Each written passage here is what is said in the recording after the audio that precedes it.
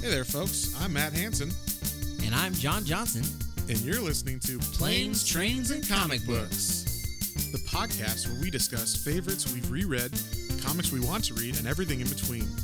And here's the comic we picked this week. All right. Welcome back to another episode of Planes, Trains, and Comic Books. And this week we went crazy and we read the most awesome book ever. It's called Hellblazer: Original Sins. I don't know if you can tell if he's a little biased of that. I love Hellblazer. He's my favorite human character, I guess. I don't know. Swamp Thing is my favorite. Hellblazer is a really, really close second. And they're both pretty much the same style of book. The horror, like gothic genre. So we read Hellblazer, the first trade paperback. So recently they started adding they started putting out all of them. I don't know. They're on like trade number 22 or something because there's 300 issues in the first run of Hellblazer that went on for I think from 1988 to 2012 or 11. Wow. It was a full run. And I have every issue. So, yeah, but John, you never read it, right? No, my only real introduction and knowledge of Constantine is you telling me all the time, I love Constantine. You telling me little things about him, showing me photos and characters and statues and figures and things that you have of him. Hey. But also, Pops. Obviously, the Constantine movie, which while even you have admitted to that, while it is like a cool movie, I know it's not that's not exactly they bring in elements of him, but it's not him really as a character. So yeah, I mean, he got some of it right. I don't hate Keanu Reeves as Constantine. I wish he would have dyed his hair blonde, but whatever. But he was American, and Constantine is the most British person ever. It'd be like if you're I'm gonna make Captain America French. And he doesn't have an American accent, and he doesn't have the same costume, or he's very much like that, where there's a specific look and feel. Jean Reno is Captain America.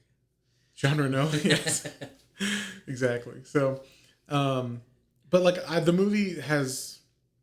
movie actually, that was the first time I ever knew anything about Constantine. I saw the movie when it came out in 2003. Oh wow, or 2. So I went to the movies.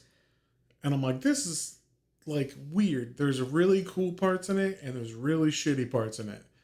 And there's super cool ideas, and then there's stuff that's why did they do that? And all the cool stuff I found after I actually got into comics and read it was from the comic.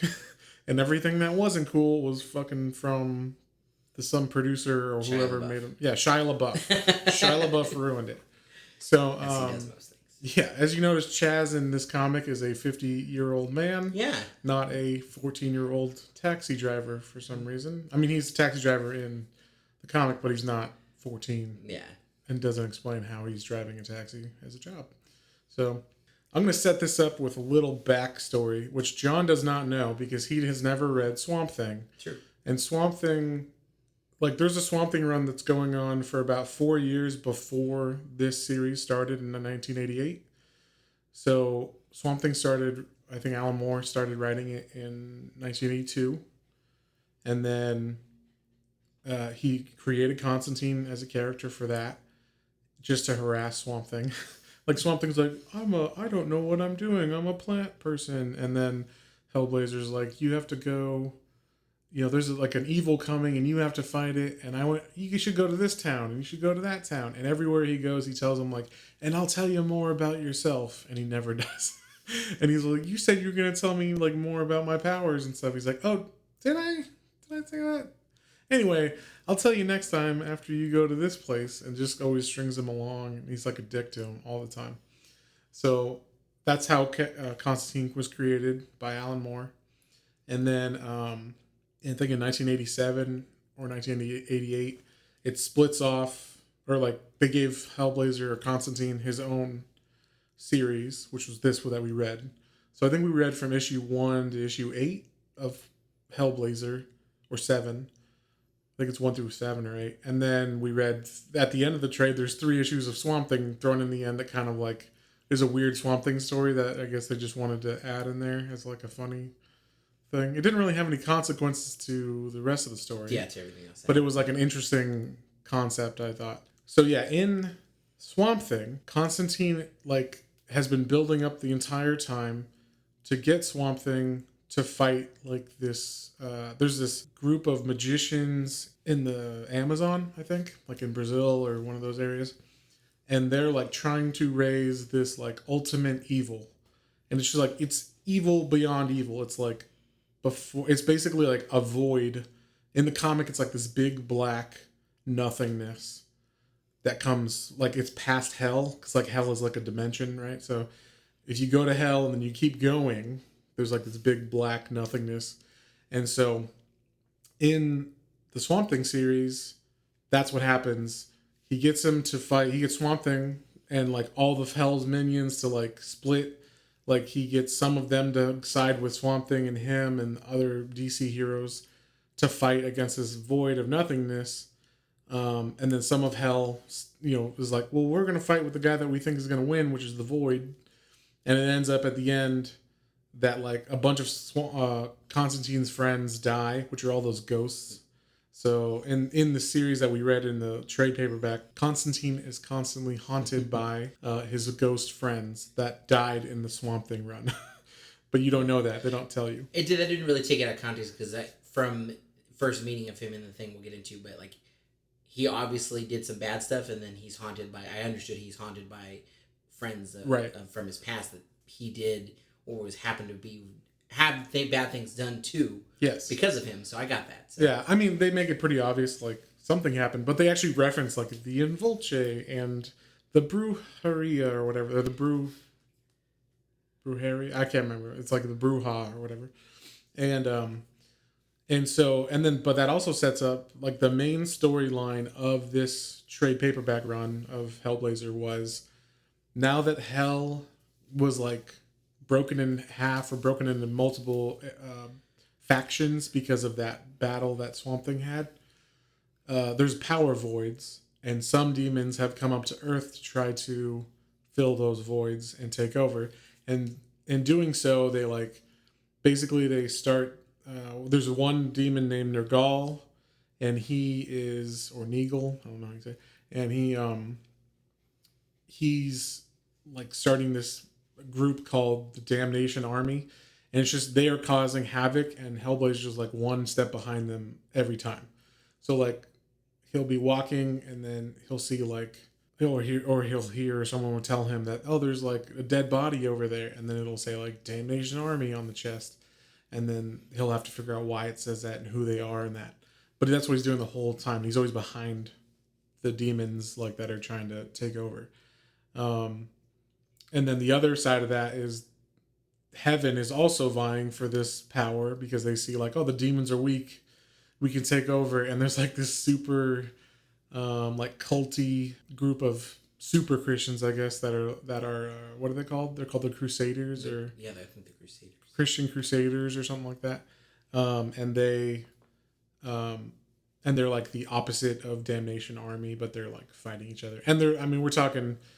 The Christian Crusaders are just like pretty much a cult, like a super weird religious cult. But the Damnation Army, we're talking like weird monsters and like invulnerable people and all kinds of craziness. So that's basically what the first trade is about, is him being one step behind from the ramifications that happened in Swamp Thing. So, but you didn't have an issue following that? No? Okay. Oh, well, no. So I had, that was the first one that I read, but then I assume that it all connected, but each individual one I read still was like Yes, that was very 80s too. In this, there's no overarching storyline through 6 issues. It's like each one was its own separate story, and then they tied together through what happens in them. So instead of it being like a continuation of the story every time, it would be like, they would just show at the beginning some girl playing on a swing set. She gets kidnapped. Then Constantine has to go save her. Then at the end, you find out, oh, it's all part of this Damnation Army thing. I'd like to. It reminded me of some of the old Batman comics, because there's a lot of detective work on his end as far as like figuring out like how to get to the demon or the things that have gone on, trying to figure out. and piece that together, Mm-hmm. but with a little less as far as physical fighting because he runs he runs away a lot. Yeah, he runs away a lot. That's the one thing I like is he's not. I mean, he knows magic, but he's not like a great magician yet in this. Later on, he's more badass. Where like he'll walk into a room and be like, do a spell, and then he can actually go toe to toe with some demons and stuff. But I think that's actually part of this run because at the end of it, spoilers, he was all beat up, and Nergal gave him like his blood. They made like a deal, and Nergal was like, "I want you like fighting for us, or at least or at least in the mix of this whole God versus demons and humans battle." And so he like gives Constantine his blood like in an IV drip while Constantine is on the hospital bed, and he like heals automatically, but now he's got demon blood. So like I think that actually elevates his magic later on. Like I think that's a part of a storyline in there. But yeah, it's very interesting. Very cool comic. Nothing quite like it that I've ever read. Except like Swamp Thing. Like if you read those things together, there's nothing that really matches them. So I should say this is written by Jamie Delano, and then the art is by who's it by? Yeah, I don't remember off the top of my head. Well, the art style is really interesting. It's all hand drawn, of course, because it's in the 80s, and it's just super like sketchy and like really. There's a lot of lines and line work, and the colors are John Ridgway. Oh, that's right. John Ridgway does this one. That's right. Those guys that I mentioned, they do Swamp Thing, so that's why I got confused. So, yeah, John Ridgway's stuff looked fantastic.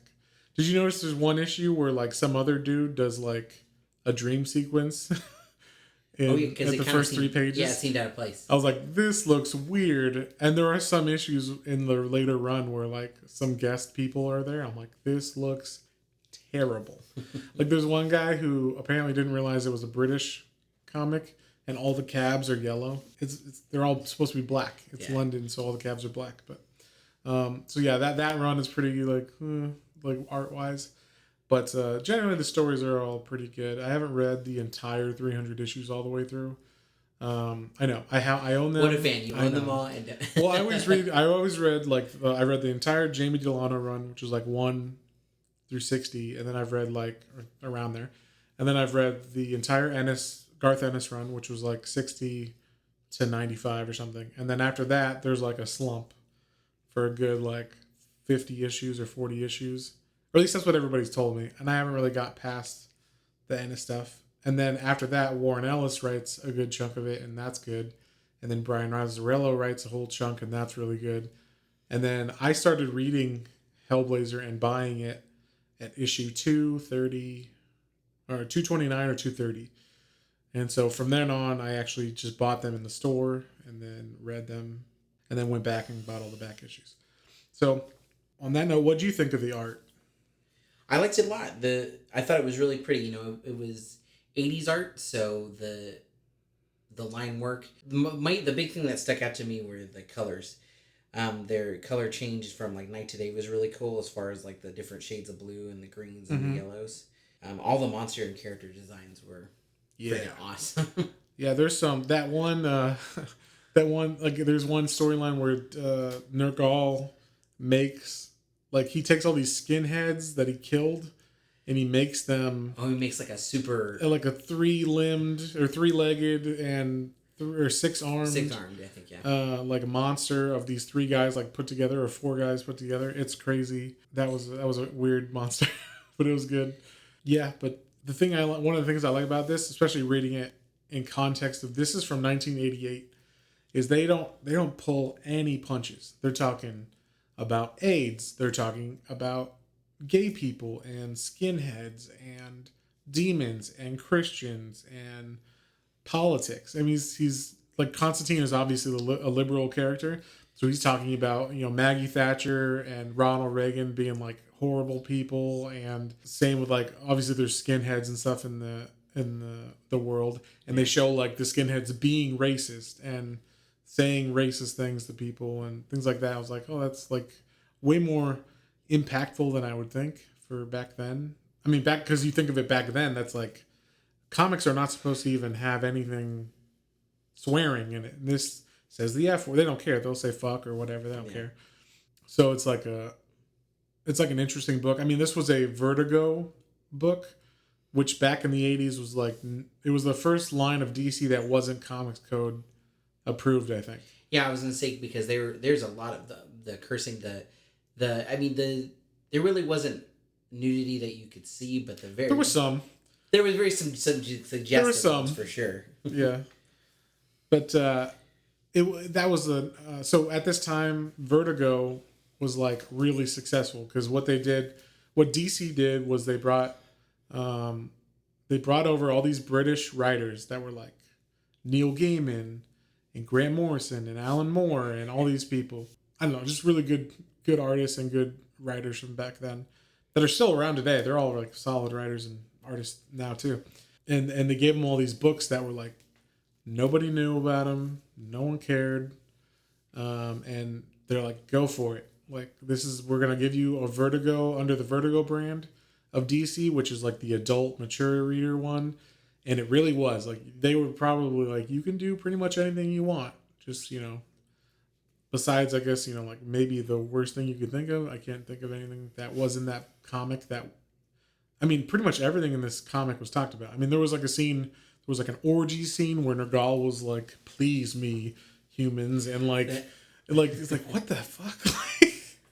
That, and I don't know what else was there. That's one of the things I was gonna say when I saw that scene, and I was trying to take that in context. It was like, was it please me and they were just like biting him because they didn't get to, or was it all and sexual? So when you read the words, because it's like the narrator, I guess, and the author, he's just talking about it, and it's like, yeah, he's getting blowjobs and whatever. There's like, they say pretty much exactly what they're thinking, or what you're thinking when you look at that. And then, I mean, Constantine just constantly is having relations. I love his inner monologue while things are happening too. Like, he's having a conversation with somebody, and then you'll get inner monologue thoughts in there as well, and it's hysterical. It's actually the only character I can think of that has that, like, as much and as moving forward, like, inner monologue as Constantine, because every Constantine comic I've ever read has that. Even like the new stuff that's not read or written by Jamie Delano or anything, everyone. And it also takes a little bit longer to read because of that, because every panel has some kind of inner dialogue. I just to kind of start back a little beginning, because you were talking about how he gains things originally. So you saying that now makes it funny, because one of the quotes that stuck out to me was towards the beginning when he said he's Billy the Kid and Genghis Khan rolled into one. Yeah, but he's nowhere near. He's he just near that badass. That's him talking bad. Yeah. Well, and that's how, I mean, that one of the things that they don't wrap up for a really long time in the run is Newcastle. They keep mentioning that, back in Newcastle, that was pretty bad or whatever. Like, they keep referencing this thing that happened in Newcastle, England, sometime when Constantine was in a punk band back in the day. And they don't really ever mention it other than just that name, Newcastle, and it was bad. They never, like, bring up what actually happened fully. It's interesting that they do that. They just keep teasing you with it. And, was there any issues that stuck out, being that they were kind of individual?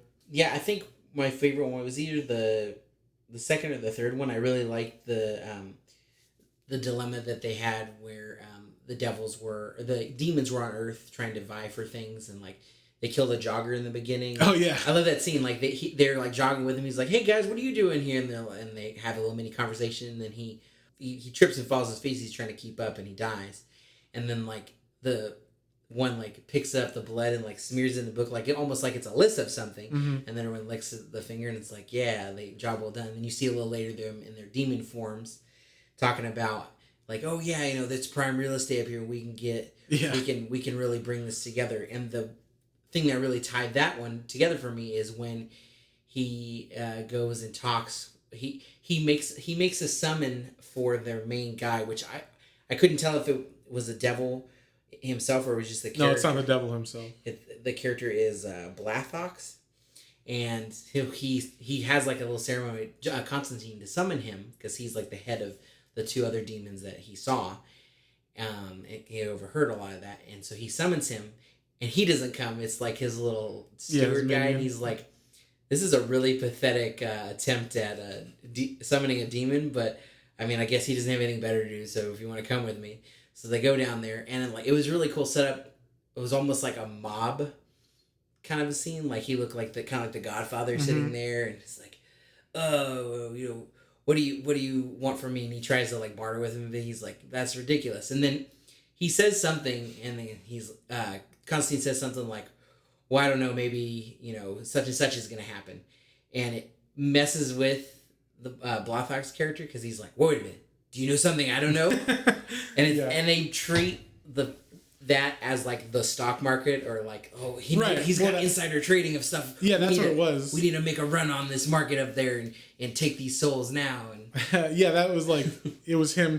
He didn't actually have anything. Yeah, he was just trying to make them doubt, because now then they doubt, and then they have a run on the banks or whatever, or the stock market. Yeah, I like that whole story, like the idea of like these yuppies are demons, and it's like super kind of like 80s vibe to them. Like they're all kind of like the Wall Street, movie. That kind of, they all have those big phones, and they all have like jogging suits on all the time, or just the three-piece suits. So yeah, that one stuck out to me. Any other ones? I liked Zed as a character too. His like main squeeze there for a while. Like, yeah. She was a pretty strong character for playing second fiddle to him. Like she held her own in a lot of it. I liked her matching hair and outfits. I like that coordination. I like the I liked her design too. Like the hair was like very 80s, and like like a punk rock 80s girl kind of thing. It's the vibe she had. And I don't think I'm trying to remember if she's in any other. She's in a couple, because he goes back to her later on. No, yeah, but I mean, like in the comics like later on. Yeah, I don't think she's in any other issues that I can remember, because she doesn't. Well, they must have her do something, because so spoilers in this. Zed is supposed to be. Zed is this girl that he meets, and he's just like, oh, she's hot, and she's kind of mixed up in this, and we don't know what she's about. And it turns out she ran away from the Christian Crusaders, and is on the run from them. And so when they come to get her back from Constantine, they find out, they keep calling her Mary, and it turns out she's supposed to be like the new Mary, like she's supposed to give birth to the next Christ or whatever. Yeah, she's going to be basically bring about the savior of. Yeah, I think it's supposed to be like the next coming of Jesus or whatever. So, but then because Constantine has demon blood in him, and he goes and has sex with her, like they're like, oh, she's gonna be Mary or whatever. And I think that comes back, because they never reference that again after the issue where that happens. They don't know that she's had sex with him, and he's had a demon. So they have a relationship at first, like they get together and they're kind of getting to know each other, and then they get feelings, and he's like, I'm gonna inspect their body further and to see what this is all about, and then they do it, and then hardcore. Yeah. Well, those are the panels. Like I said, like the way the art was done, it was like you could tell things were going on, you could see outlines of things, but it was shaded in the right areas. Yeah.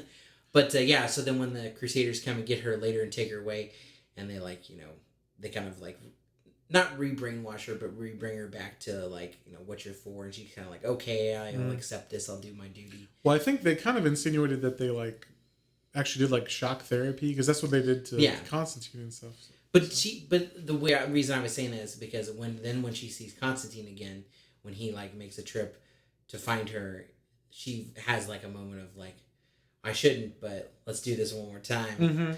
Because I'll always. And that's right after he got the demon blood from Nagal. Yeah. And she's like, how'd you heal so fast? Yeah, because he got beat the fuck up. Well, yeah, I think he jumped out of a train, and it broke his legs and his arms and his ribs and all that stuff. Yeah, he couldn't even move at all. Yeah. Well, and that was in that issue when they take Mary back. There's so one of John Constantine's like things that is a trope of his series is, if you are a friend of John Constantine, you are probably going to die eventually. He does not have friends for very long. So if you notice, he has ghost friends that visit him and haunt him from the Swamp Thing run, and then he's got all of his friends that appear in this series. Almost every single one. He's like, hey, buddy, like, bad stuff's happened to you, and I'm going to help you figure out why. And then towards the end of it's like, oh, I'm going to fix this. And then to get the bad stuff from stopping happening to that person, they basically have to die. Yeah, they have to die. Or he tries to help them and they die. And they die or anyway. But I mean, I think the coolest one was he's got this friend named Richie who is like a computer whiz, and this is in 1988, so take that what that means. I don't know. But he has found a way to, let's call it surf the web, but like the networks. Enter the fifth dimension. Enter the fifth dimension, yeah.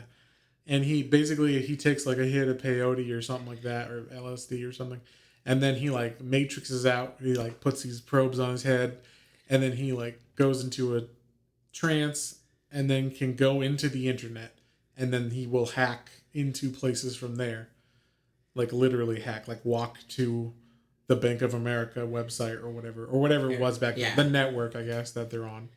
And so and that was some of the coolest artwork in the book by far. The whole time I was reading this, I was like, when does that happen? Because I was like, is that in a later run?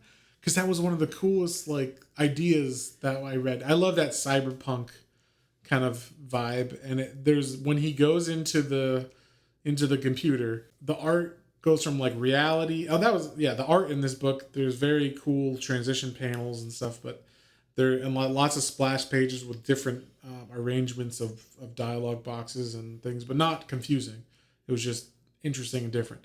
But in this instance, Richie like is the first shots of him like laying down and it's his whole body in a chair, and then it's like his astral body coming up out of him, and then like he's floating down, and he's turning like clockwise on the page, and then he's like floating, but his body is like translucent the more it goes through.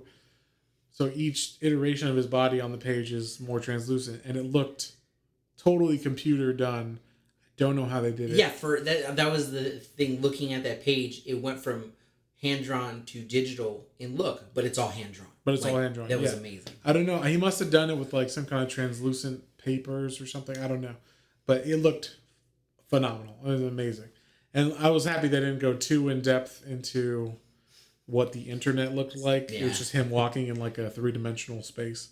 Because some of those 80s interpretations of what an internet is ridiculous and laughable now. Well, all of that is, nobody could imagine. But anyway. Yeah. So his death is almost the saddest, just because of. Oh yeah. So we should say his death. So in this, Richie's like his last friend that's alive that's going to help him. And he goes in there and he's trying to help John break into the encrypted files of Tongues of Fire. Is that what? I think so. Okay, so there's like a branch of the Christian Crusaders that's like the super inner group of the Christian Crusaders called the Tongues of Fire, and they had like a very high security network, and he was trying to get information on that. And when he did, they had a bunch of booby traps, and it basically fried his body. Like his body combusts while he's in the internet. Yeah, his physical body up in flames. His head explodes. It's crazy. That was a crazy panel. Yeah. I was like, oh my god! And his body just bursts into flames and falls over like a pile of bone and ash and gross and everything. But you could still hear him on the internet. He's like, hey John, I think I got it. It was crazy. I just went like wacky for a second, but now I'm back. Go make a pot of tea and we'll, we'll celebrate. Yeah. And like in the meantime, John's like, all right, sorry folks, we're back. We had a little audio trouble there for a second, but anyway, so yeah, Richie is stuck in the internet, and he's like, oh yeah, I'll be back in just a second, and John is staring at his smoldering body like, oh fuck, and he doesn't know what to do. He can't get out of it, and he doesn't want to tell his friend that his body just burned up and he's stuck in the internet. So he just turns the computer off while saying, like, I know this is a shitty thing, but I don't want to tell him that his body is dead. Yeah. It's like, unplug. Yeah. So, I mean, like, and in the meantime, he's like, John, I don't see my way out. John? John, this isn't fucking funny. I'm stuck here or whatever. And he's just like, oh fuck. And he just pushes power on the computer, which I assume kills him. And I'm like, oh my fucking God. You could have left him in the computer. What would have happened? You'd be like a cool Pac-Man. Yeah, he could have figured out a way. Like Wreck-It Ralph or something. Make his own world inside of the interwebs. So yeah, that was like another one of his friends that died. But that one was like one of the cooler ones that died like that. And you didn't have any personal attachment to him. But there was a character. I can't remember his name right now, unfortunately. But he was another friend of John's. He's old, nice gentleman who lets John stay at his house with Zed when they're hiding from Ray. That's his name. And so Ray is gay in the 80s, and he just found out he had AIDS. Oh yeah. And he's like super nice, and you kind of like you grow with this character through the book. He's in it more than just in one issue, so you're like, oh, I like Ray. He's cool. And then the Christian Crusaders come to take Zed back, and they murder Ray, but they murder him because he's gay. They're like, you're a sodomite, let's beat the shit out of him. And they beat the fuck. It's really, really graphic and violent. That was really tough. It was actually like, whoa, this is crazy, because it's also 80s. It's in the 80s. It's super fucked up. That this was in a comic. I mean, you could not do that in a comic nowadays. I don't think. Maybe if your comic was about like Matthew Shepard or something like that, but not just out on its own randomly in a story. Yeah, yes, that probably would not fly now. But this was like in a time when just having a gay character was pushing the boundaries, especially one that wasn't evil. He's a nice guy. Oh yeah, yeah. So I think that was what they were going for, was like he had AIDS, and Constantine wasn't like, ugh. He was like, oh, like, how can I help you, friend? Like, at the time, I think that was boundary pushing in its own, So, but it was very like, I was actually like, oh man, I feel really, really bad for Ray, and it was just one of those things that hit you harder in a comic. Other than that, like what else? Oh, there's the whole swamp thing. They kind of first off, they kind of leave this hanging, because it continues with the Damnation Army and Nergal and stuff later on. There's just a quick points in there. The one that about the guy who has like the Vietnam flashbacks. Oh yeah, what is that, issue 4? There's one issue. You want to tell him about it? Oh, it just this guy's having.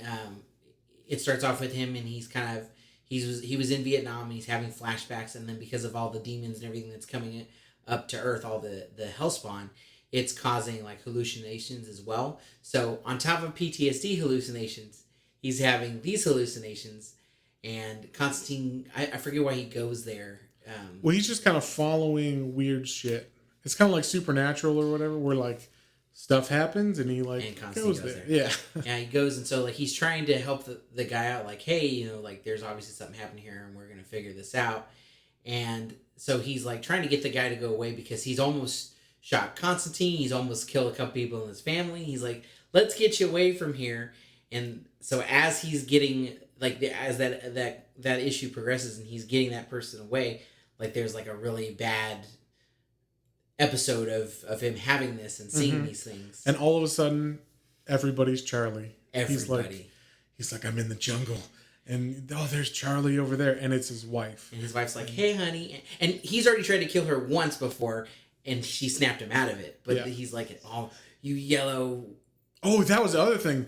I mean, they don't pull any punches with their language. Oh, like they were saying very, very, very... Yeah. You yellow, and then all sorts of other derogatory. I mean, yellow's bad enough, but then you go off with, I think, just anything you derogatory term for Asian. Said it. Yeah. So, and then he another one of the other things he does is, I guess in Vietnam, it's not that he just had PTSD from seeing bad stuff. He did bad stuff, and in Vietnam, apparently he raped a Vietnamese woman, and he relives all of that on the people in this town, specifically on his wife. He's seeing this girl from Vietnam, and he's having his flashback, and but it's actually his wife, and he rapes his wife in the issue, and she's like, what the hell, like, wake up. And he's not waking up, and he's just doing what he did in Vietnam. And then And then he also was like, oh, I see, we're being attacked. And there's just like the townsfolk and he's just mowing them down with his M16. It was like super fucked up, especially like thinking about stuff that happens nowadays with guns and everything. And like this book seems really like ahead of its time for what it's talking about, or just maybe time cyclical, like things are happening.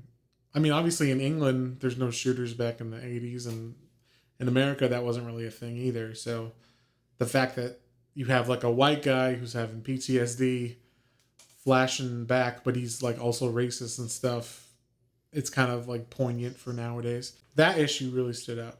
Was there anything else in that issue that you wanted to... Not particularly in that issue. The only other thing I do really like the everything towards the end with Nergal, where he get like we were saying before, he's in the hospital bed, the way he like wakes him up and he like almost makes out with him with his long tongue. Yeah. And then he's like, hey, so I know you do, or like he called him before, but he didn't know who he was, and so the first time they meet face to face is John all broken in the hospital bed, and he's like, so what's up? Like, we gonna do this? And he's like, do what? He's like, I told you you're gonna be on my team, right? And and like you said, he talks about, are you gonna at least join the fray and help with this ongoing war, such and such. He just wants him in the mix. He doesn't. I mean, he knows he's not going to side with a demon, and he knows he's not going to side with an angel.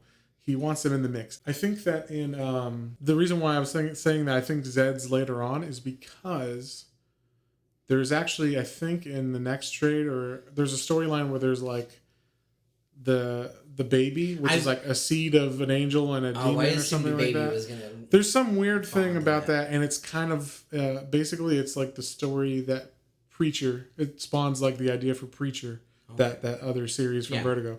So it's like a very similar idea from what Preacher was.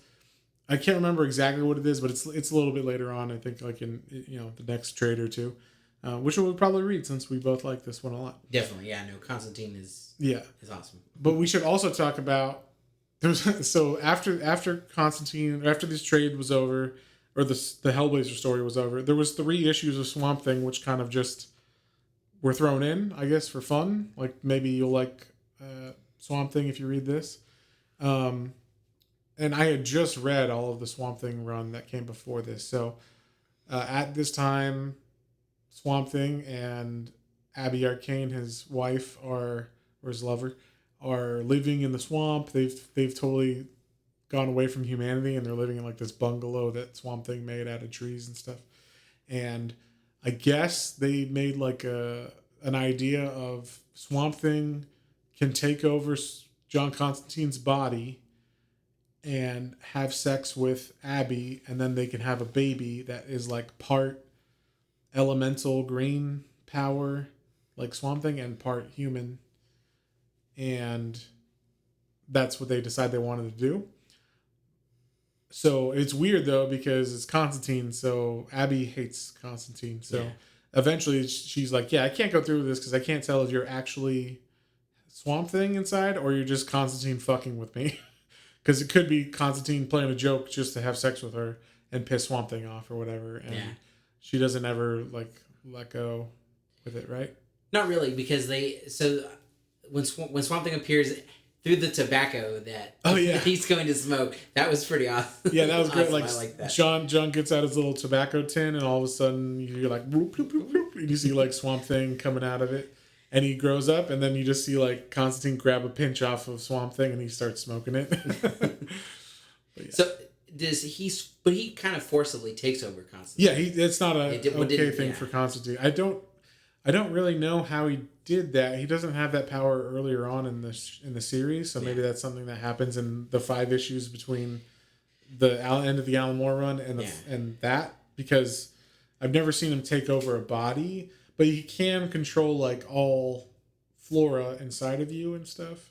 But in this, he actually like it shows him like going into like all the orifices of John, like his nose and his mouth and stuff, like forcefully. So I don't know quite how he did it, but supposedly he can take over his body. Apparently. Yeah, and then when he gets together with Abby, then they get naked and they start to, but then they go to kiss. She's like, "Oh my God! Like you just taste like smoke because it's John. Yeah, you taste like cigarette. I cannot do that." Like, and that reminds her that it's John. And So they have a kind of a little back and forth with that. Yeah. But no, then I think that she finally. Yeah, I think he like says like he tells her something that only he could know or something, and she's like, okay. So I think they do end up doing it because I know later on in another run, I think by Brian K. Vaughan, I think, or Mark Millar maybe, there is a baby. There's like a Swamp Thing child that is like a girl named what's her name? I can't remember. I haven't read it, so I haven't read past the Alan Moore run with Swamp Thing. So, well, I've read the new stuff. I'm starting to read the Snyder stuff that happened with the New 52 and all that nonsense that they're redoing. But I did like the end of this where, like, so Constantine and her had sex, and you could tell, like, Swamp Thing, even though with Swamp Thing, he still kind of is, like, a little, like, annoyed by it, and so he makes, like, all the physical, like, out of plants, he makes all these, like, physical caricatures of people, and he's, like, punching holes in them, and knocks Constantine's head off, and then Constantine was taking care of Abby for something, and then he brings her back to Swamp Thing, and she's like, okay, I'm staying, see you later, and Swamp Thing's like, yeah, I guess, thanks, and he goes over and he's like, you're welcome, buddy, and like kind of gives him this side hug. Yeah. Swamp Thing's like, yeah, I hate you. Yeah, I think they showed that, they added that to the book because it's like the whole run of Swamp Thing, Hellblazer's an asshole, and this time Hellblazer got to be, or Swamp Thing got to be an asshole to Hellblazer. He took him over and, messed him up a bit. So I think that's pretty much everything we could talk about this issue. It was really good. What would you rate it? Well, I would say first, again, I really do look forward to reading more of it. Overall, for introduction really to the character, with not having all that backstory and extra that you did, I thought they did a very good job.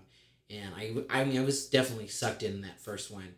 We didn't really catch on like the like bug creature going into people as much. Yes, that was in the first issue. It's all about this fly demon that like possesses you and makes you insatiable, hungry for whatever you lust for. So there's people like eating diamonds because they're like super like they want diamonds or they want whatever. Or there's people like eating shoes because they love shoes or just some eating raw meat, eating whatever. Yeah, and that's what I'm saying. Like Constantine being a smirky jerk out of the bat, and then like that was completely out of left field for a demon for me because my thought is what I saw in the movie and what I conceptually believe as demons and see are little creatures with horns or whatever, and so like seeing that aspect of it, that was really cool. So I was immediately hooked in. Nice. So I would say overall, I'd probably give it an 8. An 8? Sweet. Yeah. So for me, this is a 9 just because I love Constantine. It is the first run. It's the first introduction. Like I said, it only gets better for about 100 issues. I mean, like every run of it or every trade of it's going to get better. Well, we might even read some of the bad trades. I don't know. Maybe we'll read at least the first 100. Yeah. Well, yeah. And so, I would definitely give this a 9 for art and creativity and all that. Just it's great. It's like what good comics should be, kind of thing, like pushing boundaries. Like I said, even if you've never picked it up, you can literally read. You can read any one of the issues in this, and still get a sense of the character that he is. You might not know everything that's going on, but you're like, okay, I kind of like this Constantine. He's like, he's got attitude, and he's he's an asshole, and he kind of like his cheekiness, and and then like the issue finishes, and you're like, oh, I kind of want to read more. So, well, that's good. All right, well, we'll for sure hit this again. I'm sure we'll read more. We got to read Swamp Thing too. So, well, I think that we're done. That'll be it this time. Yep. Catch y'all next time. See ya.